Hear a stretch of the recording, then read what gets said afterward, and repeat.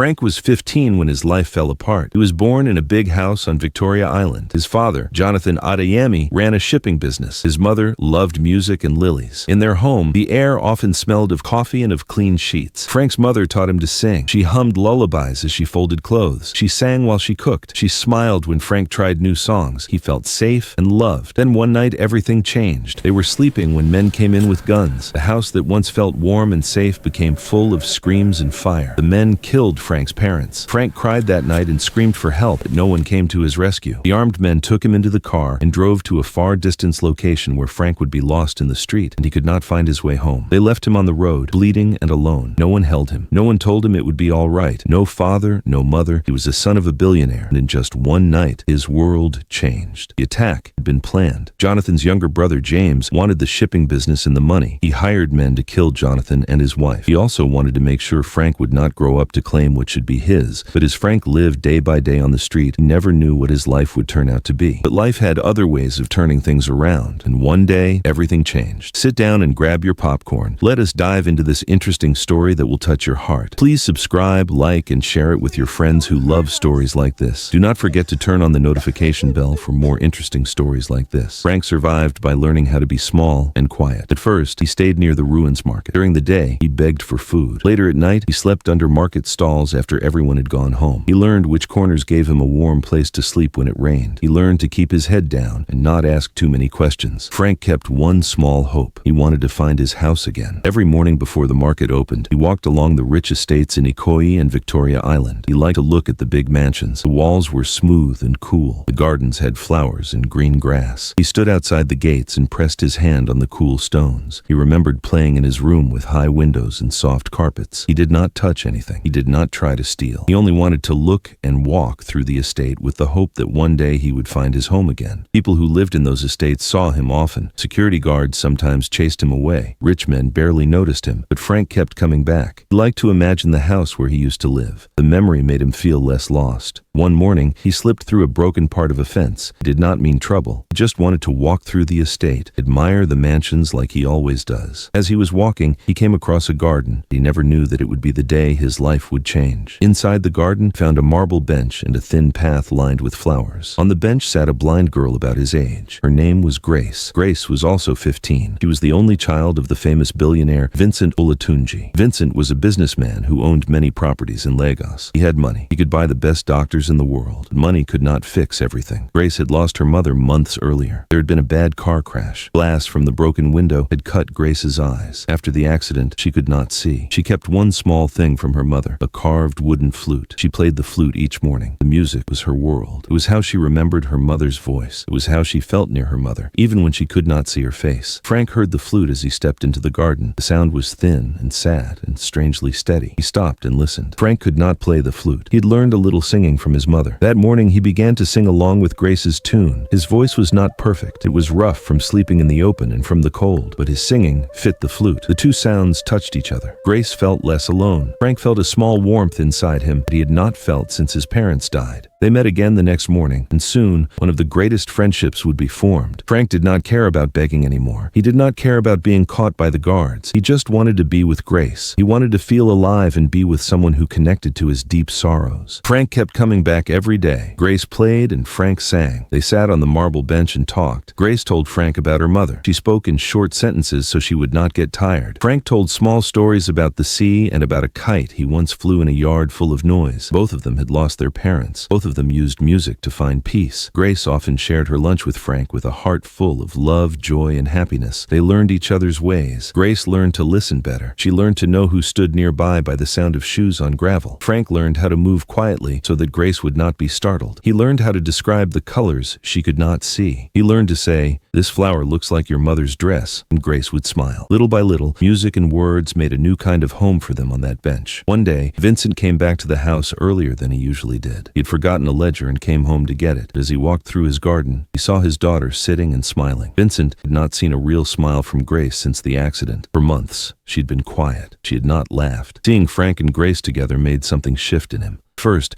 Vincent felt angry because Frank had come onto his property without permission. He wanted to send the boy away. He wanted to keep all things safe with fences and closed doors. But then he watched how Grace's face changed when she heard Frank sing. He saw the way her shoulders relaxed and how she tapped the flute with a small, happy rhythm. Vincent stood there for a long time. His anger softened, walked over to them and spoke carefully from behind. He asked Frank, "What is your name?" Frank stood up quickly in shock and fear. He was unsure of what would happen to him. He thought he had gotten himself into trouble because he knew he was not supposed to be there, and he answered quickly as he stammered, I am Frank." Vincent asked again, "Have you eaten?" Frank answered, "Yes, sir. No, sir." At that point, he was confused. He thought he would be whisked away or get punished for trespassing, but then Vincent did something that surprised Frank. Vincent invited Frank into the house. Vincent thought about his daughter having a friend. He wanted her to laugh again. He wanted someone to sit with her at dinner when the house felt too quiet. Vincent had money. He used some of that money the way a man uses glue to hold parts of a broken thing together. As days went by, Frank will often visit Grace and sometimes hang around until Vincent comes back to the house, and one day, Vincent asked Frank about himself, where he lives and where are his parents. Frank was a little bit scared of telling Vincent who he was. He was not sure about Vincent's true intentions towards him, and he just answered quickly, "I live in the market. No father, no mother, no sibling. Just alone, surviving like a lone wolf." Vincent could feel the pain behind his voice as he spoke. He could feel the swift reply from Frank and not wanting to go into details. In his mind, he said, "Well, that would be story for another day." And he said to Frank, "I would like you to stay with us. Be a good brother to Grace, and together you both will grow to become great people in life." Life flashed back at Frank. He remembered his childhood when he lived in big mansions. He never dreamed that one day he would have the opportunity to live in a mansion again.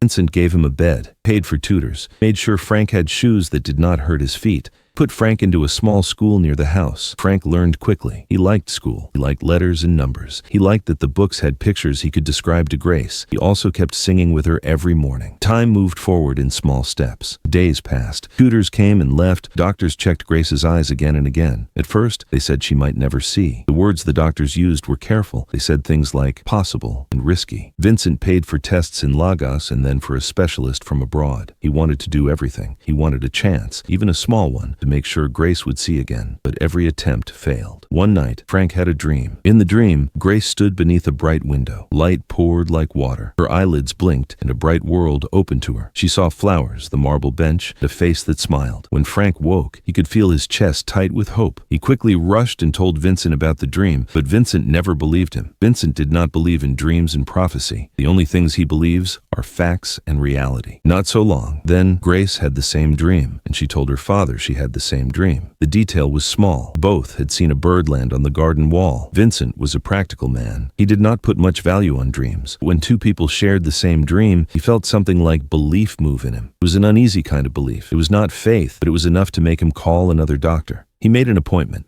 The doctor assessed Grace's eyes. The doctor told them that there could be failure, could be more pain, or there might be a small chance of seeing again. Something inside Vincent sparked. That was the chance he had ever hoped for. No matter how little it was, he just wanted to hang on to a small hope of Grace regaining her sight. He signed the papers that would allow a surgery to be carried out on Grace. He paid the fees without asking many questions. On the day of the surgery, Frank waited in a small room near the operating theater. He listened to the soft beeps of machines. He prayed in a way he had seen in old churches. He thought of his mother's lullabies, of the way Grace tapped the flute when she was nervous. When the doctor came out, his face was not the face of a man who wanted to hide bad news. It was the face of a man who had seen the best outcome he could hope for. He told them to be ready. Then he walked back toward the operating room. When Grace opened her eyes after surgery, she first saw only shapes, a ceiling light, the white coat of the nurse, then, slowly, faces.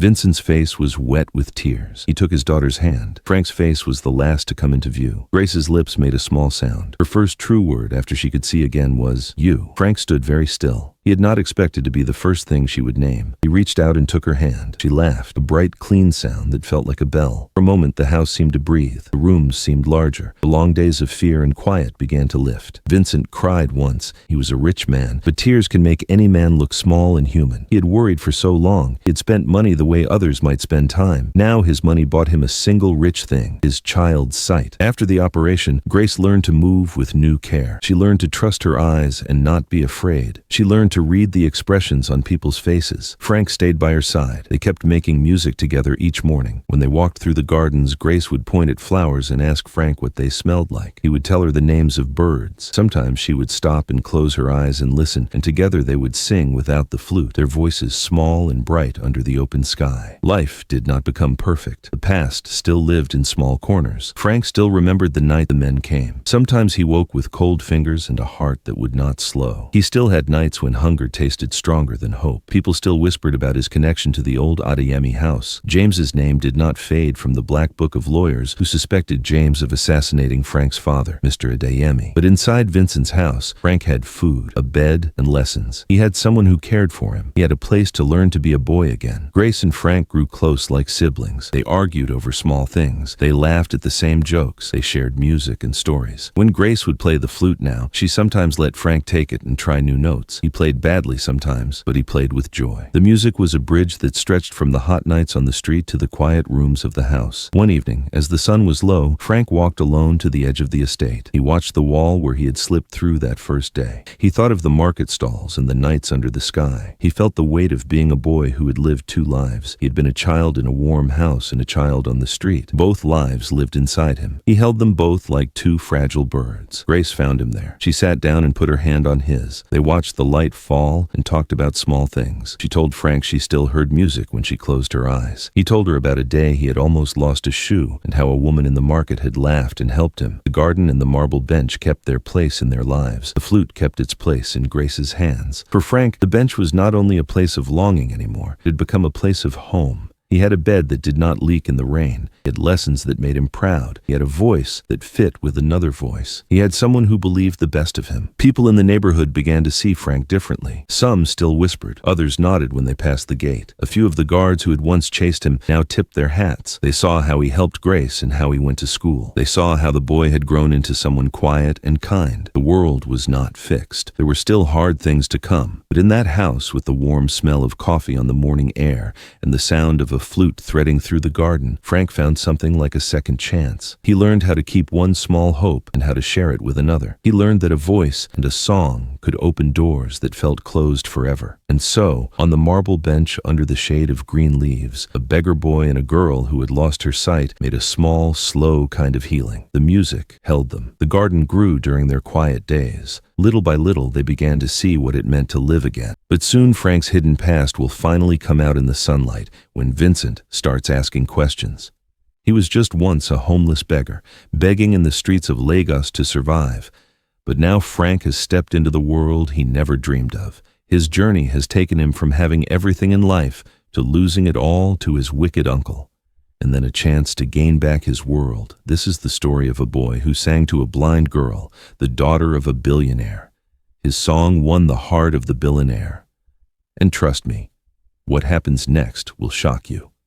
Time moved slowly, and then it moved fast. For Frank, days came one after another. He learned the school timetable. He learned the sound of the gate. He learned the steps to the kitchen. He learned to be careful when he crossed the polished floors. He learned to walk in a house that was not his by birth, but which had become a home by kindness. Vincent watched him. The rich man who had given Frank a bed and books watched him like a man watching a new plant. He wanted to know where the boy had come from. He wanted to know the whole story. One quiet afternoon, Vincent asked the question he had kept inside for a long time. "Frank," he said, "why did you always come to look at the mansions every morning?" Frank felt a small cold spread through his chest.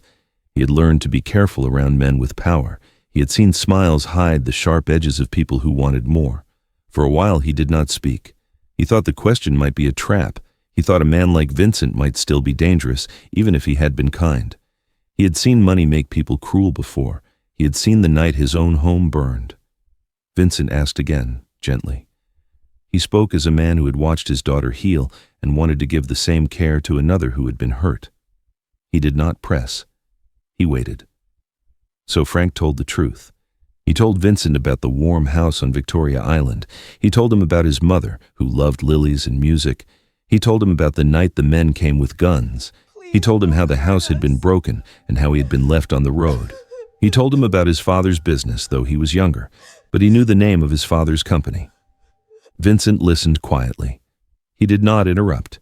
He sat with a hand on a book and let the boy talk. When Frank stopped, the room felt heavy in a new way. The memory of that night was a heavy stone in the boy's chest. Vincent felt it there too, though it had not been his stone to carry.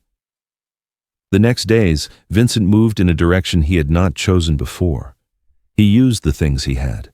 He used the little kingdom of men and papers he had built over the years. He hired a private investigator. He talked with some lawyers who he thinks have details about the company owned by Frank's father, Mr. Jonathan Adeyemi. He asked accountants to check old bank records. He traced names and papers across Lagos, Lekki, and other places.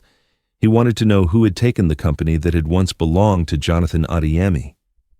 Pieces began to show themselves. Paper is often a truth teller. It keeps a trail that men think they have hidden. A name kept appearing. James Adeyemi had set things in motion to take over the family business. He had used papers that looked clean. He had found a face to put in front of the company. That face was Harold Briggs. On paper, Briggs was a respectable man. In the quiet rooms where men speak in low voices, Briggs signed papers and moved money to small accounts. The money went into shell companies. It moved like water through hidden pipes. The trail was thin in places, and then it grew clear. When James found out about private investigators looking into the matters of the company, he instructed his men to find out who was investigating him. Not for long, they found out it was Vincent, and now Frank lives with him. James's men tried to slow Vincent. First came scary letters from lawyers. They said Vincent must stop. They spoke of lies and trouble.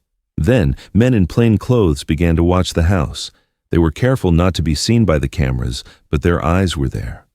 One morning, an envelope appeared in Frank's school bag. Inside was a photograph of a place Frank had been and a short note. Leave well alone.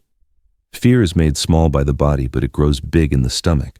Frank felt it like a hollow wind, but Vincent did not stop. He kept pushing. He found honest police officers who were to be trusted, and they moved swiftly to find out the workers or people who had worked for Frank's father's company. Soon, he found a driver who had carried cash at night for James, and now said he could tell the truth. He found a storekeeper who had kept a ledger and who had been afraid to speak for years. A quiet accountant who had once signed for James that began to give names and dates. People who had been small cogs in a larger machine started to speak. When many small voices rise, they can make a sound loud enough to wake the law. Gradually, Vincent got his evidence. The case moved slowly through the system. Lagos courts do not hurry when money fights.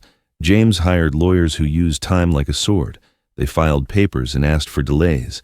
They painted Vincent as a man who was angry and wanted revenge. Publicists wrote stories that turned facts into noise. The press made the fight bigger and messier. People in the market argued about what they read in the papers. Some said Vincent was brave. Others said he was rich and could buy problems. Others said it was just a business rivalry or a big man fight. Still, facts gathered like rain in a bowl. They grew heavier. Vincent's team found a lawyer who has been on the case since the death of Mr. Jonathan Adeyemi, who was the personal lawyer of the company. He led them to a storage locker of the company's warehouse in Lekki. Inside, tucked under old boxes, were ledgers and papers that showed transfers and secret accounts. The public face, Harold Briggs, had been used to hide things. The papers showed payments to men who had been seen near the Adeyemi house that terrible night. The line between who ordered the crime and who carried it out began to be drawn. One day, James met Vincent in a restaurant. James sat in a chair close to Vincent. The two men faced each other like men at a bridge. The meeting was meant to be civil. But James, who has kept secrets for a long time, grows quick with anger when their shadows are threatened. The meeting turned violent. Men close to James attacked Vincent. The scuffle ended when the police arrived. News of the fight moved the story from private whispers into public pages. It forced the court to act. In court, witnesses came forward. Harold Briggs was questioned, and he could not hide everything. Under pressure, he told of transfers and meetings. The storage locker papers were shown. The ledger that a storekeeper had kept placed certain payments on dates that matched the nights men were paid. A driver remembered trips that led to the men who had attacked. The trail was no longer a rumor. It had become evidence. People were shocked. Names appeared in court papers that some had thought untouchable. The government could not ignore the case. The attack on Jonathan Adeyemi was no longer just a family fight. It was a crime that moved from the dark into the daylight. James tried to push back. He tried to smear Vincent and Frank by telling the press they had lied. He sent more threats, but the papers were clear. The witnesses had memories, and the documents had signatures. Finally, the court reached a decision. James Adeyemi was found guilty of conspiracy and for his role in the crimes. The judge spoke slowly and with weight. Some assets were moved back to the Adeyemi family where they belonged. The law could not bring back the dead. It could not bring back Frank's mother or the nights that left holes in a boy's heart. But it could give Frank a name and a place that the world would recognize. After the trial, Vincent and Frank sat on the marble bench in the garden where Frank had first met Grace. The place smelled of wet soil and leaves. The sun warmed the stones. For a long time, no one spoke. Then Vincent asked again, gently, "Why did you come to look at the mansions each day?" Frank answered simply. He said he wanted to remember what the house felt like. He said he hoped each morning he would find a sign that his old life had not vanished. He said he pressed his hand to the cool walls because it felt like touching his past. He said he had wanted to borrow a piece of that old safety. Vincent listened and then told Frank something he had found while looking through old business papers, and that was why he wanted to help him get justice. Years before, at the Apapa shipping yard, Vincent had met Jonathan Adeyemi. They had argued and exchanged numbers and helped move crates. They had been men who worked with ships and papers. Vincent had respected Jonathan then. Learning this made Vincent feel closer to the boy who sat before him. It added another thread to their lives, a thread that tied them to a common past. Vincent promised Frank one thing. He would keep searching until he had found the whole truth. He wanted justice, not revenge. He wanted the boy to sleep at night without the shadow of the past pressing on his chest. He wanted a future that had the shape of safety. Vincent kept his promise. He used what he had to help more than one person. He paid for the legal work that took time and sweat. He used his money to find witnesses who had been afraid to talk. He did not shout in the press. He worked with honest officers and lawyers. In the market and in small shops, people told the story in different ways. Some said a rich man at last paid back a wrong. Some said the law had only acted because a powerful man pushed it. Others said justice was slow, but it came. Most people, when they spoke quietly, said this: music had brought these lives together. Frank's voice and Grace's flute had made a bridge between two worlds. The melody had shown a gentle path toward truth. Life was not suddenly simple. The past still lived in small corners of Frank's mind. He woke sometimes with the taste of fear. He had nights when he missed his mother's hands and the smell of coffee. Lawyers did not erase pain, but now his name had weight. Now his face had seen a man pledged to his future. Grace continued to play her flute. The music grew clearer now that the house felt fuller. She and Frank practiced new songs. Sometimes they sat in the garden and did not speak. They let sounds tell each other things words struggled to say. The neighbors came to listen. Guards who once chased Frank now tipped their caps. Children pointed and said, "That is the boy who sings." The city's noise did not stop, but the morning music made a small pocket of peace. Vincent learned something he had not known before. Money could buy services. It could buy doctors and lawyers. It could not buy honesty or enough courage in the hearts of men. Yet money used in the right way could help truth find its path. The hardest thing he learned was to turn wealth into help for those who needed it. He learned to use power like a tool, not as a throne. The end of that chapter in their lives was simple. James Adeyemi was punished. Some property returned. A judge's words gave Frank a place in the world. The court's papers could not fill the space of loss, but they changed the boy's name from a story to a fact. He was no longer a shadow who moved between gates. He had a family who chose him. He had a home that had room for him. They lived on in Lagos. The city's sound never stopped. Cars honked, markets shouted, people moved like rivers. Yet each morning, on a small marble bench under green leaves, a flute and a voice rose and filled a slice of the city.